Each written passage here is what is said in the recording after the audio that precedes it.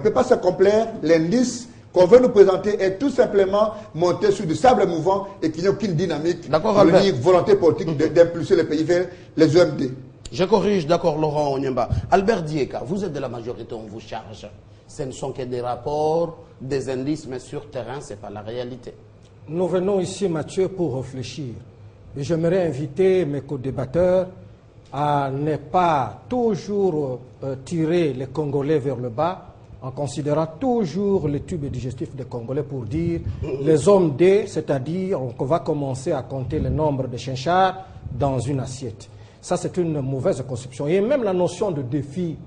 Le défi est inhérent à toute nature de tout pays, même le plus développé.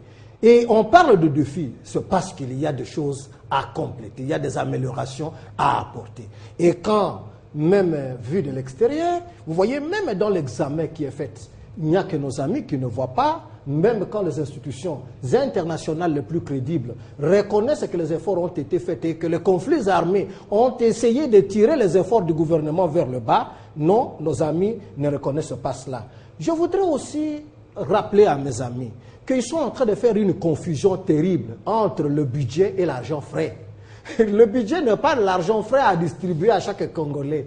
Le budget, c'est le cadre. Il faudrait parler peut-être de capacité de production de la République démocratique du Congo. Et ça, on parle moins. On n'aborde pas les conditions ou bien la quantité de la production mise en place pour poser les problèmes de distribution de richesses. Et même quand on arrive à distribuer les richesses, ce n'est pas celui qui ne va pas au service. Ce n'est pas à partir de cette maman-là, le maman lambda dont fait allusion mon voisin de droite, qui fera comme critère d'évaluation des performances d'un gouvernement.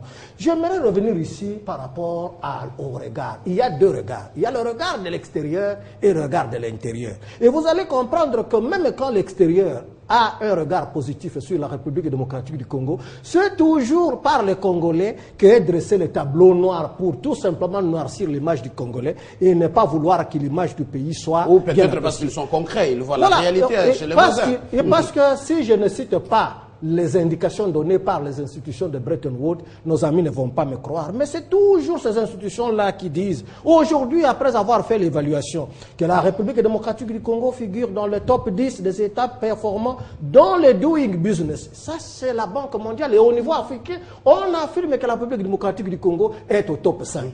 Ça ne suffit pas seulement cela. Vous voyez, Laurent minimise le problème de l'évaluation de PNUD. La PNUD dit quoi? Mais la République démocratique du Congo a fait des avancées en référence à la mortalité infantile et maternelle. Et aussi, il y a recul net par rapport aux investisseurs consentis dans le secteur de la santé.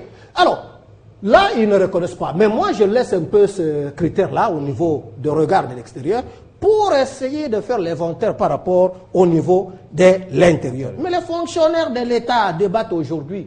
Pas question d'avoir peut-être le compte bancaire, mais ils débattent aujourd'hui de crédits bancaires auxquels ils sont devenus éligibles. Et ça, c'est sous le leadership de Kabila et de Matata. Aujourd'hui, si on peut parler de vols inauguraux, après avoir cessé avec la notion de la compagnie nationale, aujourd'hui, c'est-à-dire on a quitté de quelque part, bien sûr que les défis sont énormes et que ce n'est pas peut-être à la hauteur de la République démocratique du Congo, mais à dire qu'il n'y a rien, c'est ça ce que je rejette. Mais il n'y a pas seulement que cela, il faut partir aborder d'autres secteurs de la vie qui méritent d'être considérés comme indicateurs de performance, la SNCC.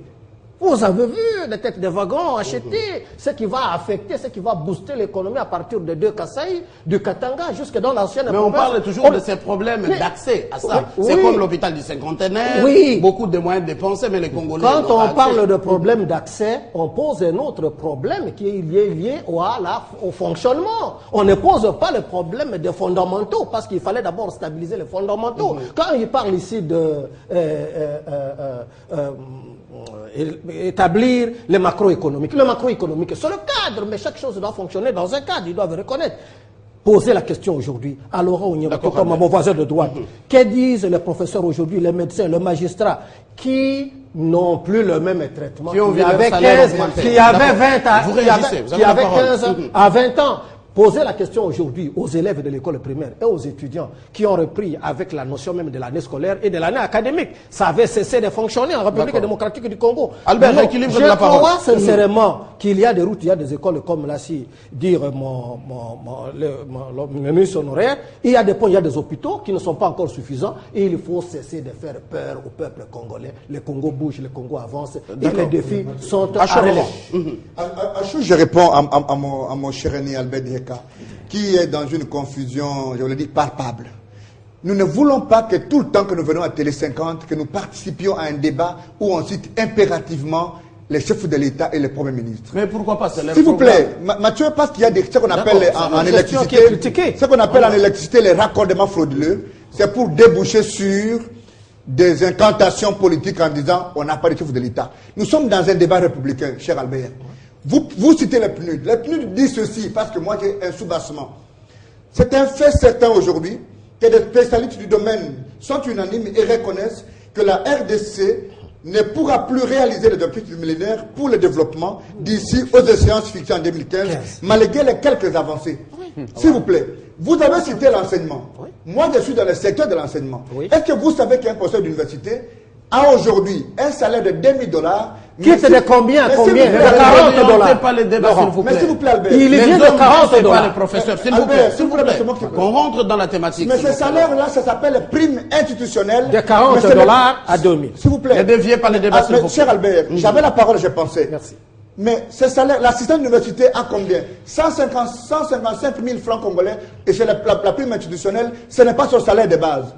Et j'en appelle à ceux qui ont la décision de dire... Ils attendent la mécanisation ou c'est ça les salaires? Non, j'ai dit c'est ça la prime institutionnelle. Le salaire de base est de 90 000 francs congolais. Cher Albert, vous avez oublié que vous n'avez pas l'autorisation, je parle du droit administratif, de vous réfugier au passé. Sur quelle base vous dites que c'est par rapport à 40 $? Jusqu'à quand vous allez continuer à citer le régime Mobutu si c'est 15 ans après pour justifier? Non, non, nous ne sommes pas dans ce débat. Nous sommes dans un débat républicain et intellectuel pour dire que nous sommes reconnaissants par rapport aux avancées, mais que les avancées ne sont pas significatives sur les OMD comme voulu aujourd'hui. La misère congolaise, le chef d'État l'a dit au Katanga, notre adversaire commet la misère. Il faut combien d'efforts? On ne peut pas confondre les budgets et les réalisations. Nous savons que le budget, c'est une matière plutôt et une sorte de miroir de recettes, mais impérativement, ce n'est pas la réalité. Donc, il faut retirer les mots confusion. La vérité est que le gouvernement, il n'y a pas beaucoup de volonté politique parce qu'il n'y a pas, il y a coulage de recettes. Il faut impérativement que tout le monde travaille vers ce que Matata n'a pas voulu, le coulage des recettes, pour qu'il y ait finalement les objectifs qui soient atteints au niveau de la France, de l'école primaire et d'ailleurs. Équilibre, on fait circuler la parole. Un mot à Ferdinand Kambere. Finalement, je suis en train de comprendre que personne n'a contredit le Premier ministre, madame. Ah, voilà. Parce que dans son évaluation, il a reconnu qu'il y a des progrès, mais que malgré le progrès, il y a encore des défis à relever. Les coordonnateurs pays PNUD, il a répété la même chose et il nous a appelés à l'émergence. Qu'on adhère au programme d'émergence jusqu'à 2030 et au programme de développement durable jusqu'à 2050. Voilà ce qui a été dit et jusque-là, personne n'a contredit. Parce que ce qui a été jeté comme base, depuis qu'on a souscrit à ces objectifs, parce que ce ne sont que des objectifs du millénaire. Et j'ai dit ici que ça nous a aidé à nous tirer du statut où on était un pays pauvre, très endetté, et aujourd'hui on n'est plus un pays endetté. On est seulement un pays pauvre. Non, parce qu'on reconnaît qu'il y a maintenant des défis, on est en train de se mettre au travail par rapport à d'autres défis à relever. Et on est dans tous les axes qui concernent le social. Vous avez parlé tantôt de l'accès des populations à ces services sociaux de base. La gratuité de l'enseignement primaire. Ça doit poser effectivement problème. Parce qu'avant ça, qu'est-ce qu'il faut? Il faut des infrastructures. Il faut construire des écoles avant de parler de l'accès de ces enfants à ces écoles. Jusqu'à quand? Il faut parler de la santé. Je vous dis que... Vous avez 15 ans au pouvoir, jusqu'à quand? Je dis déjà, pour le développement durable, tous les pays, ce n'est pas simplement pour la RDC, tous les pays s'inscrivent dans le programme de développement durable d'ici 2050. Ça va. C'est d'ici 2050. Ce ne sont pas des choses qu'on ramasse par coup de baguette magique. Non, on s'inscrit dans des programmes, on n'est pas les seuls. On est en train de parler de l'emploi ici. j'ai été ministre de l'Emploi. Et vous réfutez les cadres macroéconomiques. Sans stabilité des cadres macroéconomiques, vous allez attirer comment les investisseurs dans ces pays? Sans une justice équitable, vous allez attirer comment les gens qui viendront investir dans le pays? Il faut stabiliser tout ça. Il faut des institutions stables. Comme l'a dit Albert, il faut faire cesser de faire peur à ces investisseurs, de faire peur à la population. Que tout le monde s'investisse dans le cadre de la paix. Et ainsi, la démocratie va avancer. Ça va faire évoluer les indices. Joli nom, David. Oui, et d'abord, si les sujets n'étaient pas gravissimes, c'est depuis un certain temps que je me serais, disons, gondolé. Mais laissez-moi vous dire d'abord, quand on parle ici de ne pas tirer les Congolais vers le bas, hein, la maman qui est là... Vous évaluez les hommes départ, le nombre de chercheurs... Je vous dis ceci, nous nous adressons à qui? Vous vous adressez aux cadres du PPRD peut-être, qui sont dans leur salon UP. Moi je m'adresse à la maman qui est à Kingasani, à la maman qui est à Kanluka, à la maman qui est à Moneditu. Il a droit à la parole. Cette maman, elle a droit aussi d'exprimer. Si vous ne prenez pas la parole pour elle, et moi je prends la parole pour elle.